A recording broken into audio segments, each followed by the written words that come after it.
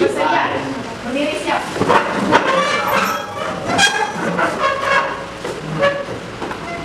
Bersalam kepada Pak Guru. Assalamualaikum warahmatullahi wabarakatuh. Waalaikumsalam warahmatullahi wabarakatuh. Sebelum mulai pelajaran, mari kita berdoa sesuai keyakinan dan kepercayaan kita masing-masing. Berdoa dimulai.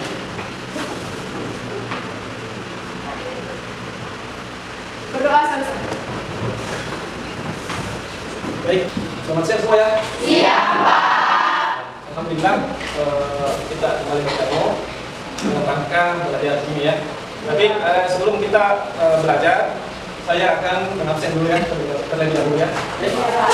Silakan dijawab bagian tersebut namanya. Alwani Sakaila, Hadir, Pak. Alwani Zaki, Hadir Pak. Andi Aisyah, Hadir, Pak. Andi Nur Fajriya, Hadir, Pak. Andi Salsabila, Izin. izin ya. Oke. Tafika, Hadir, Pak. Dengan Kali, Hadir, Pak. Dwi Prasetyo, Pak. Fatimah Zara, Hadir, Pak. Indah Farmanisa, Hadir, Pak. Iwan Rizky, Izin. Ilham, Hadir, Pak. Muhammad Isan, Hadir Pak. Muhammad Ali, Hadir Pak. Muhammad Adnan. Hadir Pak. Oke. Sudah ya. Ada yang tadi dalam gizi dan juga yang sakit ya. Semoga yang sakit cepat sembuh dan yang izin cepat selesai urusannya ya. Oke. Sekarang kita sudah sampai di materi laju reaksi ya. Sudah tampilkan di slide materi laju reaksi. Nah, sebelumnya saya mau ingatkan dulu materi sebelumnya. Kalau saya mau tanya pada anak-anak semua, oke, jadi saya ingatkan ya, saya mau ingatkan pada pelajaran sebelumnya. Siapa yang bisa? Yang bisa? Saya ingatkan apa saja yang dipelajari pertemuan sebelumnya? Ada ya? Kalau tidak ada, baca satu ya. Oke, coba kami dulu absen ya. Ya. Coba Stella. Tidak apa-apa dibaca bukunya. Oke. Yang terakhir dipelajari tentang sistem dan lingkungan perbedaannya, macam-macam sistem, sistem terbuka, sistem tertutup, sistem terisolasi, reaksi eksoteron dan reaksi endoteron, perubahan entalpi atau delta H, perubahan entalpi standar, persamaan termokimia, cara menghitung perubahan entalpi, cara kalorimeter, hukum Hess, pembentukan standar dan energi utama. Ya, baik, terima kasih. Oke, semoga teman yang lain juga ya ingat ya apa yang tadi disampaikan oleh temannya. Stella, ya. Ya, baik. Seperti yang saya jelaskan tadi, kita akan mulai materi kita pada hari ini yaitu tentang laju reaksi. Ya. Semalam juga saya sudah bagikan ya belajarnya ya, saya sudah bagikan di grup WA. Saya harus membaca dengan baik. Nah, sekarang di bagian yang kita akan pelajari di laju reaksi itu bagian pertama yaitu tentang teori tumbukan dan energi aktivasi. Oke. Baik, selanjutnya sebagai slide silakan diperhatikan semua. Nah, coba kita di bagian ini yang pertama itu saya tampilkan beberapa gambar ya, di mana gambar ini merupakan peristiwa-peristiwa yang sering terjadi mungkin di daerah saya. Misalnya gambar pertama itu saya beri nama gedung meledak ya akibat bom. Kemudian gambar kedua sebelah kanan itu pembuatan tape ya. Sedangkan yang ketiga itu di bawah ini apa? Besi berkarat. Kemudian api. Nah, coba saya tanya kepada sekalian, mana peristiwa yang menunjukkan reaksi kimia yang cepat dan reaksi kimia yang lambat? Nah, coba silakan berdiri ya. Oke. Reaksi kimia yang cepat itu kebakaran gedung, sedangkan reaksi kimia yang lambat itu pembuatan tape karena bisa sampai 3 hari baru bisa dibikin. Oke, ada lagi? Ya, silakan. Dari mana? Kalau reaksi kimia yang cepat itu kebakaran gedung, dan reaksi kimia yang lambat itu besi yang berkarat. Oke. Kalau saya tanya, kenapa bisa begitu? Ada cepat, ada yang lambat? Ada bisa? Nah, oke. Terima kasih jawabannya tadi Fajri dengan anak Nirwana. itu sudah benar ya. Jadi saya sebutkan sedikit bahwa betul tadi yang bilang yang cepat di situ adalah apa? Itu goyang dengan goyang sudah cepat ya. Sedangkan yang lambat apa? Kemudian tape dengan jadi maaf tadi saya lupa. Jadi sebelum kita ketahui bersama, saya informasi bahwa ini keempat peristiwa ini ya merupakan reaksi kimia. Jadi ada istilahnya yang cepat, ada yang lambat. Nah, kenapa bisa itu terjadi? Maka itulah yang akan kita pelajari nanti. Kenapa ada reaksi kimia yang cepat dan kenapa ada reaksi kimia yang lambat. Oke, baik. Di slide selanjutnya saya menambahkan dulu tentang tujuan pembelajarannya ya. Pertama, coba dari kelompok di sini, coba baca dulu yang pertama. Bisa oke. Peserta didik dapat memiliki sikap disiplin dengan baik. Oke, dari nomor 2 sebelumnya. Peserta didik dapat memiliki sikap gotong royong dengan baik. Oke, nomor 3.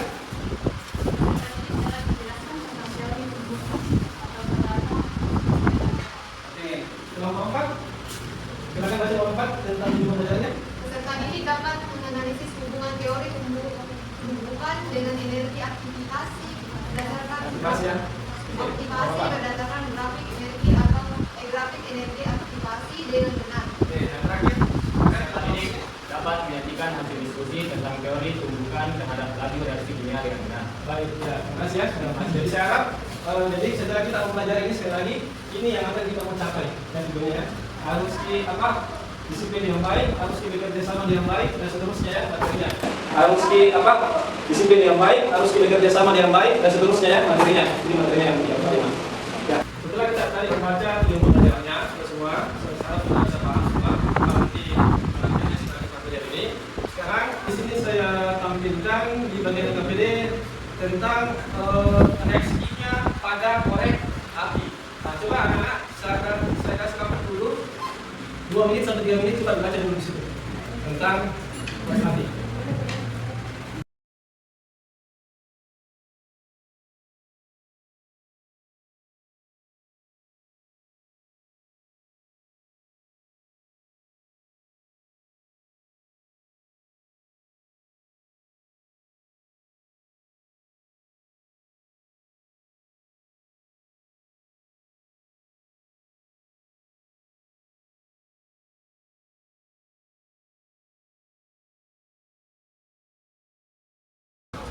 Ya, baik, sudah semua baca ya? Sekarang yang tadi anak-anak sudah baca, saya rasa sudah semua ya, pasti telah pernah menggunakan korek kayu api ya. Nah, sekarang kira-kira bagaimana cara semuanya ya, Pak? Jadi harus ada gesekan supaya dia menyala ya. Bagaimana cara menggeseknya? Apakah pelan atau keras? Ya, jadi sekali lagi ini nanti akan berkaitan dengan yang kita akan pelajari tentang teori fisika. Ya, jadi kenapa demikian harus keras supaya bisa menyala. Nah, itu nanti kita akan belajarkan di KPD ya. Jadi silakan saya sudah bagikan ya ini di grup kelompok ya. Jadi ini kelompok 1 ya. 1 kelompok 2 3 4 kelompok 5 ya. Oke, jadi sudah tahu ya mana kelompok 1 2 3 4 5. Ya, coba kita buka dulu KPD-nya. Kita buka dulu di sini ya. KPD-nya.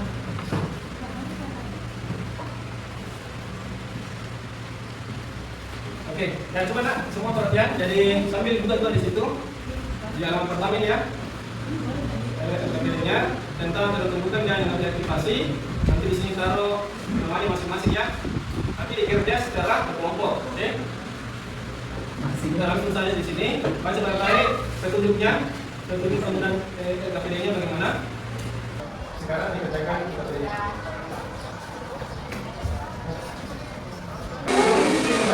Ya baik, jika ada yang belum mengerti bisa dikerjakan ya, sambil dikerjakan, sambil dikerjakan bisa. Silakan. Yang nomor 1 tadi. Ada selesai? Satu ya.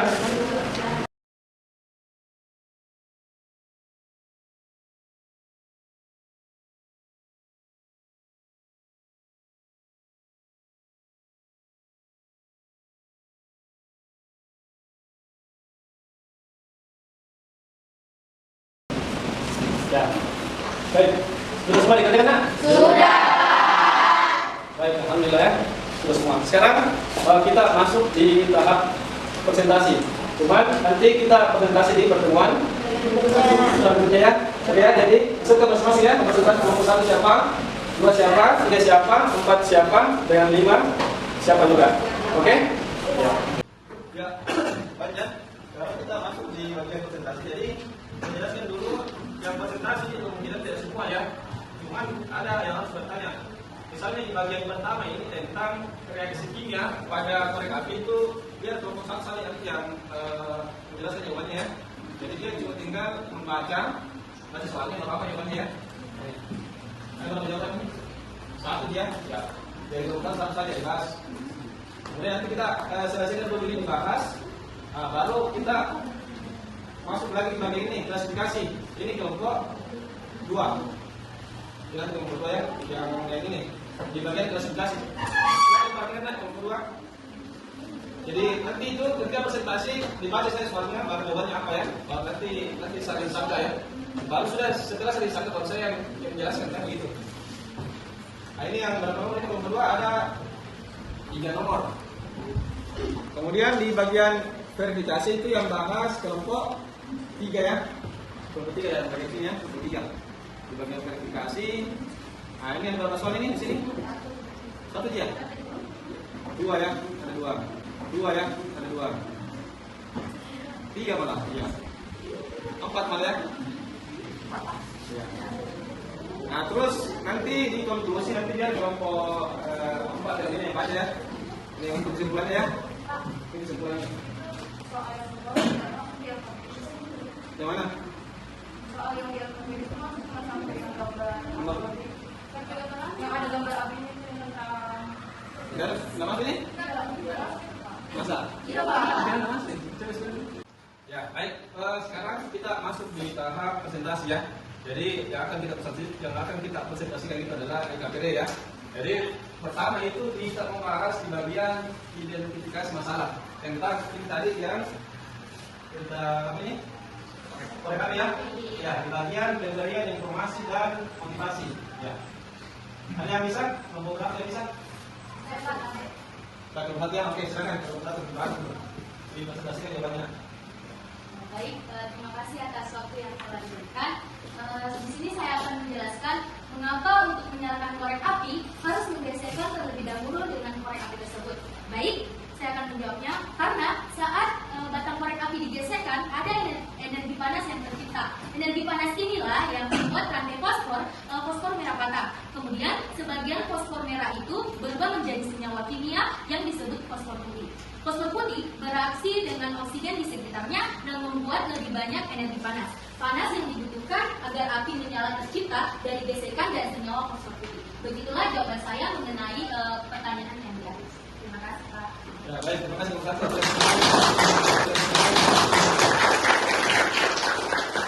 Oke, sekarang ada yang ingin menanggapi seperti kelompok lain agak berbeda jawabannya? Ada? Oke. Ya, baik ya. Jadi terima kasih atas jawabannya. Kalau tidak ada yang ingin menanggapi, berarti saya sudah disebutkan ya. Jadi betul yang dikatakan teman Anda Indonesia yang kelompok 1 mengatakan bahwa ketika korek api ingin dibakar maka harus digeserkan. Dalam hal ini apa? Bahasa lainnya yang berhubungan dengan materi kita. Apa itu artinya kalau geser apa? Berhubungan ya? Ya, jadi berhubungan dengan nanti teori tubuhkan yang akan kita pelajari. Jadi memang diperlukan dulu tubuhkan bahwa terjadi reaksi. Jadi nanti sampai dapat pun yang menunggu, misalnya kita pegang ya, anak coba perhatikan, kita anggap saya pegang ini korek api, kalau dipegang terus saja akan tidak terjadi apa-apa ya, ya tidak terjadi reaksi. Makanya harus ditubuhkan dulu, biar ada apa energi panas ya, biar ada energinya. Jadi harus bertubuhkan dulu supaya ada energinya, sehingga terjadi apa? Ya, sehingga terjadi api ya, api yang menyala. Tapi kalau misalnya kalau kita pelan-pelan, apa kira-kira terjadi tidak? Tentunya semakin bagus tumbukannya, semakin keras tumbukannya pasti akan terjadi reaksi ya, akan cepat terjadi pembakaran. Dalam hal ini reaksi pembakaran ini ya kita pelajari. Oke, itu sudah kita selesaikan di bagian pertama. Ya, masalah di bagian identifikasi masalah. Selanjutnya apa ini? Bagian klasifikasi ya. Ya, di sini kita bahas dari terbuka. Di situ ada videonya, saya harap sudah nonton ya semua. Sudah. Oke, di situ ada 3 soal. Ada kelompok yang bisa mempresentasikan kalian dari satu. Ya, baik, silakan. Dua. Baik, assalamualaikum warahmatullahi wabarakatuh. Waalaikumsalam. Oke, siap. Kita lihat ya, baca nomor 1, jawabannya nomor 2. Di sini saya akan menjelaskan apa yang kami ketahui tentang tumbukan efektif. Tumbukan efektif adalah tumbukan yang terjadi antara dua zat bereaksi dengan orientasi arah tumbukan yang tepat disertai energi yang cukup untuk mengatasi hambatan energi aktivasi. Ketika partikel reaktan berhubungan satu dengan yang lainnya, hanya beberapa persen tumbukan saja yang menyebabkan perubahan kimia yang dikenal sebagai tumbukan yang efektif. Selanjutnya nomor 2, jelaskan apa saja syarat terjadinya tumbukan efektif. Syarat agar terjadi tumbukan efektif yaitu pertama, zat-zat bereaksi harus saling bertumbukan satu sama lain. Yang kedua, molekul-molekul harus memiliki energi yang cukup untuk memulai reaksi, disebut energi aktivasi. Dan yang ketiga, molekul-molekul harus memiliki orientasi yang tepat. Terima kasih. Assalamualaikum warahmatullahi wabarakatuh.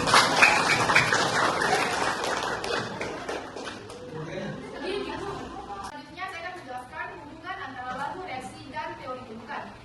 Luas permukaan zat bereaksi, semakin luas permukaan mengakibatkan semakin banyak permukaan zat-zat bereaksi yang saling bersentuhan atau bertumbukan, sehingga semakin besar peluang terjadinya tumbukan efektif yang mempercepat laju reaksi. Terima kasih. Wassalamualaikum warahmatullahi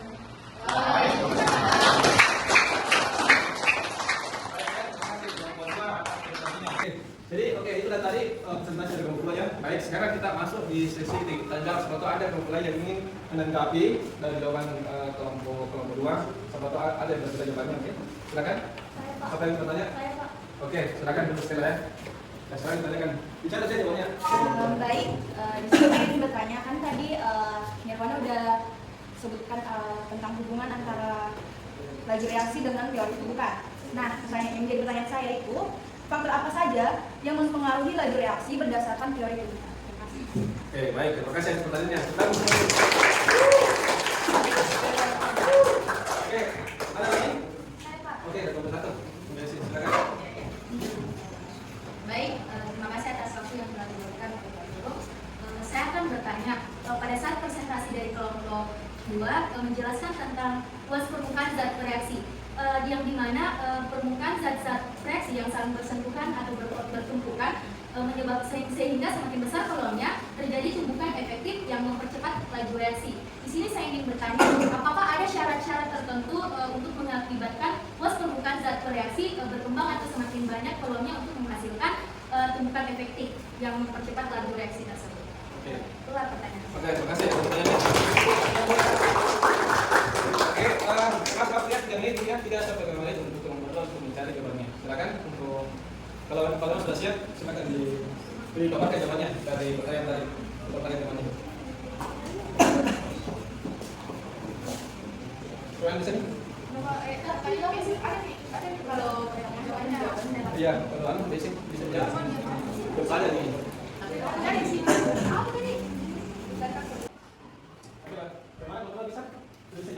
Oke, silakan kelompok 2. Baik, terima kasih atas pertanyaan yang diberikan oleh Stella. Saya akan menjawab pertanyaan dari Stella, yaitu sebutkan beberapa faktor yang mempengaruhi laju reaksi.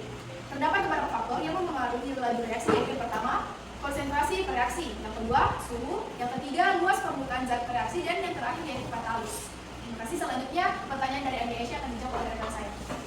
Saya akan menjawab pertanyaan dari Aisyah. Kenaikan suhu akan mempercepat laju reaksi karena energi kinetik partikel-partikel yang bereaksi semakin tinggi. Apabila suhunya menurun, maka energi kinetik partikel-partikel yang bereaksi semakin kecil. Terima kasih. Assalamualaikum warahmatullahi wabarakatuh. Baik, terima kasih. Oke, bagaimana kelompok 4 jawabannya? Semuanya? Oke. Kelompok 1. Nanti saya luruskan ya, jadi saya harus meluruskan. Baik, terima kasih karena sudah aktif dan yang kompetitif yang mempresentasikan segala yang bertanya. Nah sekarang waktunya Pak Guru untuk meluruskan ya apa yang menjadi sedikit tadi perdebatan ya. Oke. Sebelumnya saya mau dulu video.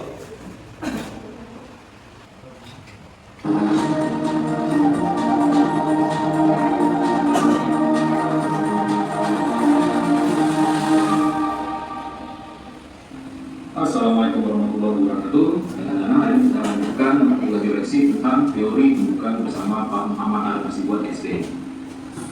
Tumbukan efektif. Nah, tumbukan yang menghasilkan reaksi. Jadi tumbukan efektif adalah tumbukan yang menghasilkan reaksi. Nah, apa aja yang dikatakan tumbukan tadi efektif? Yang pertama yaitu energinya cukup. Nah, perhatikan terus. Bukan ya. Jadi kalau itu tumbukan tidak menghasilkan reaksi, berarti tidak efektif ya. Dan dikatakan efektif itu berarti dia harus menghasilkan reaksi.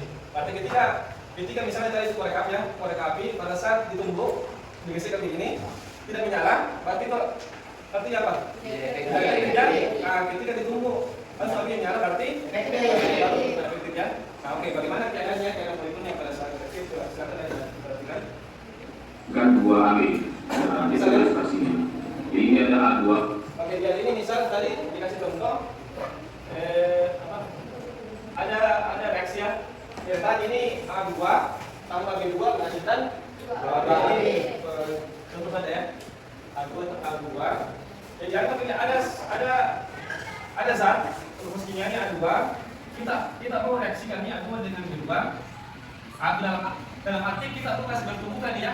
Kita mau tumbukan ini ceritanya A dengan B menghasilkan 2B. Ya. Ini contoh reaksi yang jangan ya. Jangan sederhana. Lanjut lagi. Tambah B2 menghasilkan 2AB. Nah, untuk melangsungkan reaksi tersebut kita tinjau dari energinya. Ya. Ini ada kurva mengenai energi. Kita lihat ini adalah keadaan awal energi dari reaktannya. Ya, dari reaktannya A2 dan B2 di sini. Nah, kemudian ketika dia akan melangsungkan reaksi itu melalui suatu kita ada kurva ini menghasilkan di keadaan produknya. Itu si 2AB. Nah, kalau kita perhatikan dari reaktan menjadi produk itu tidak langsung aja, tapi harus melewati ada ini sejumlah energi yang harus dilewati atau harus dimiliki. Nah, kita lihat ini untuk menggunakan sesuatu. Nah, kita lihat jarak dari energi awal ke energi yang dilewati tadi puncaknya. Nah, ini adalah besar energi yang kita sebut dengan energi aktivasi, yaitu energi minimum yang dibutuhkan untuk melangsungkan reaksi. Jadi kalau misalnya tadi energinya cuma sampai di bagian ini, maka Oke, jadi ini ya, tadi contoh reaksi ya. Ini dengan tadi aku ya. Jadi B2 baru menghasilkan 2. Oke. Jadi untuk menjadi dari proses ini sebelum reaksi atau reaktan menjadi hasil reaksi ini itu sebenarnya tidak langsung ya. Diperlukan apa? Ya, diperlukan dulu energi. Ini yang dimaksud energinya. Jadi harus untuk mencapai energi sampai di sini di atas ya, supaya bisa menjadi ini. Nah, bagaimana caranya supaya mencapai energinya? Ya, harus tumbukan efektif. Jadi harus ditumbuhkan dulu supaya ada energinya nanti. Jadi kalau misalnya ini grafiknya. Jadi ini kan kalau di bawah kan berarti apa di sini? 0 ya? Ya, kita lihat di situ lebih di apa? Reaksinya. Sebelum reaksinya di bawah sini toh. Setelah reaksi harus dapat atas dulu ya. Begini ya. Baru menjadi AB dan AB ya. Jadi ini reaksi tidak bisa langsung di sini ya, begini ya. Tidak bisa. Harus mencapai dulu ini energi yang cukup. Jadi kalau misalnya di sini 5, kemungkinannya berapa di sini? 10. Ya pasti di atas 5 ya. Kita tidak tahu. Kan setiap reaksi juga tidak. Ya mungkin oke reaksi itu di mana Pak? 10. Jadi harus mencapai dulu 10 energinya. Harus ini energi minimal ya. Energi apa? Energi aktivasi atau energi apa itu? Energi minimum atau energi minimal yang dibutuhkan untuk melangsungkan reaksi. Jadi kalau misalnya saya kasih contoh anggap 10 ya, anggap 10 untuk mencapai energi aktivasi jadi minimal 10. Jadi kalau ada energi sampai 20 bisa terjadi tidak? Bisa ya kalau lebih ya. Kalau energinya sampai 8 nih bisa. Tidak bisa ya, harus minimal 10. Ini perumpamannya misalnya kalau energi aktivasinya sampai 10 saja, misalnya kan ini anti perumpamaan saja. Kita tidak tahu berapa pastinya yang jelas lebih kecil ini sebelum reaksi dengan lebih di atas nih pada saat mau terjadi reaksi. Gitu ya, jadi maksudnya jadi sebenarnya mana apa itu energi aktivasi dengan tumbukan. Jadi supaya mencapai energinya energi minimumnya harus apa? Iya, harus tumbukan energinya. Jadi sekarang di sini sudah bisa paham apa itu tumbukan, apa itu energi aktivasi ya. Itu yang kita terus jadi itu detail kita bahas. Ya, ini semua. Jadi tidak akan langsung tidak semula. analoginya ini, misalnya kita punya sepeda motor, kita dari kota X mau ke kota Y, harus melewati sebuah bukit. Nah, energi kita tuh itu kita analogikan dengan bahan bakar, bensin misalnya. Nah, jadi kalau misalnya kamu punya sepeda motor, lalu kamu isi bensin, yang bensin tadi cuma bisa sampai di sini. Bisa nggak kamu sampai ke kota Y tadi? Nggak bisa ya, karena energi cuma sampai sini, jadi kita muncul lagi, balik ke awal. Tapi kalau misalnya energi kita cuma sampai di sini, nah kita bisa langsung ke kota yang kita tuju, ke daerah itu. Jadi kalau sampai kan nggak perlu bahan bakar lagi, nggak perlu banyak lagi, tinggal muncul aja, maka akan sampai ke yang itu tadi. Jadi energi dibutuhkan untuk masukkan reaksi dari vektor menghasilkan produk. Energi ini itu disebut dengan. Ya, jadi yang kedua tadi apa? Arah yang dipanjang. Jadi silakan dilihat anak-anak semua bagaimana tumbukan yang arahnya yang tepat, yang di atas atau di bawah. Ya. Jadi saya sudah paham dengan yang secara ilmu ini. Karena ini tidak tepat untuk menghasilkan buah AB tadi, itu harus tepat variasinya. Jadi itulah syarat untuk melangsungkan reaksi tadi ya. Jadi ada syaratnya yang dikatakan menghafal tadi, yaitu yang pertama energinya cukup dan orientasinya atau arahnya itu tepat. Jadi syarat tepat tadi?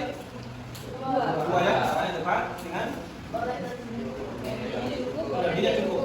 Ya, energi cukup. Ya, ibaratnya tadi kalau Korea itu energi itu energi dibalikkan dari apa? Bagaimana tangan tak kasih keras gesekannya, itu energi ya. Nah, kemudian harus lebih tepat. Jangan sampai yang kita gesek itu bukan bukan yang di sini ya, sampingnya, yang di depannya ya, begitu ya. Ya. Jadi harus tepat.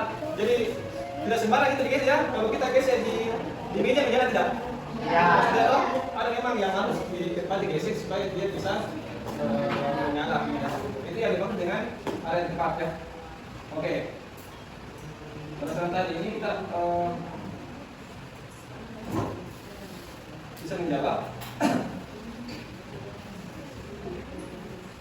Jadi berdasarkan informasi dan dalam kamu kumpulkan apa yang kamu ketahui tentang tumbukan efektif, sudah bisa ya. Apa itu tumbukan efektif ya? Dan sudah saya jelaskan toh. Lalu ini tadi tentang apa itu tumbukan efektif. Saya sudah bisa dijawab nanti di sesi ini. Dan terjawab ini ya. Yang kedua, jelaskan apa syarat terjadinya tumbukan efektif tadi? Ya.